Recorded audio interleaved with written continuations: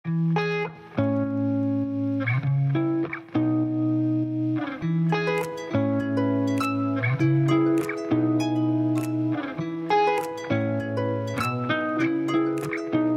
sveiki, esu Sveikatos ir grožio akademijos absolventė.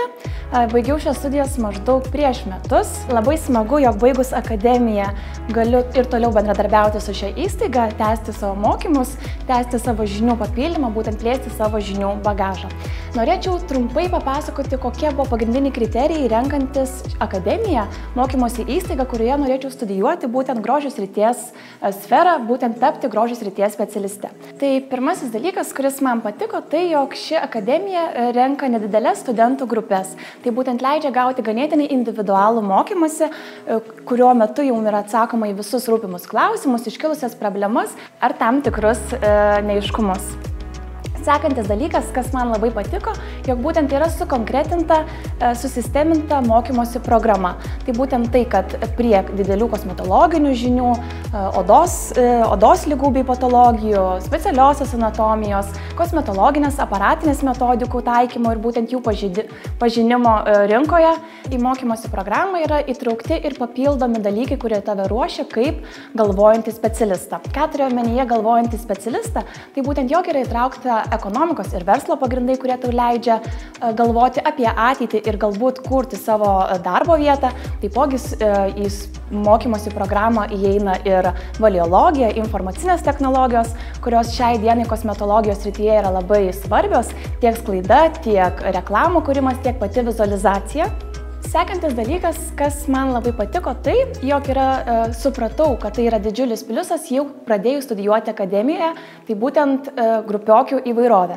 Vienos ateina iš visiškai skirtingų sričių nesusijusių su kosmetologija, o kitos ateina būtent jau dirbančios šioje srityje gan ilgą laiką, ateina pasitobulinti, pastiprinti savo žinias ir būtent praplėsti patį žinių bagažą. Ir būtent šios grupiokės, kurios atėjusios jau su patirtimi, gali pasidalinti savo žiniomis, susidurtomis situacijomis, būtent kaip reikėtų spręsti, kokie yra kliento šiai dienai poreikiai, ko jisai tikisi iš specialisto, iš tavęs kaip specialisto, iš kosmetologo.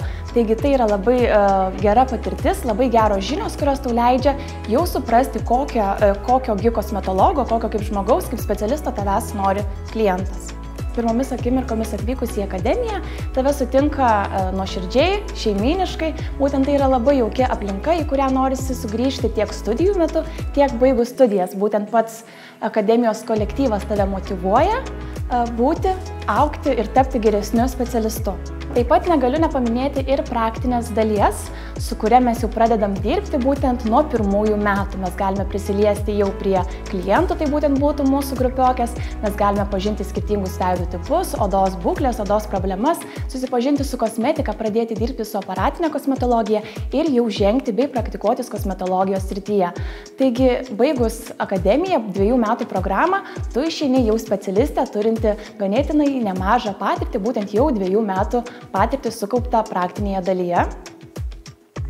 Taip pat negaliu nepaminėti ir seminarų. Gausybė seminarų organizuojamų Sveikatos ir grožio akademijos, kurie leidžia tau jau pradėti domėtis kosmetologinėmis inovacijomis pačioje mokslo pradžioje ir taip pat baigus akademiją plėsti savo žinias, pildyti savo bagažą ir būtent taip praplėsti savo paslaugų meniu.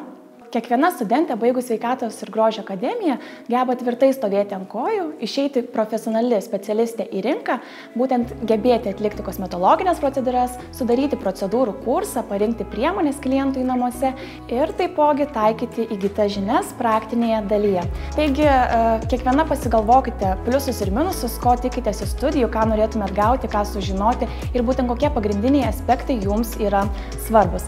Taigi, linkiu gerų pasirinkimų, juk geriausi mokosi iš geriausių. Iki susitikimo Sveikatos ir grožio akademijoje.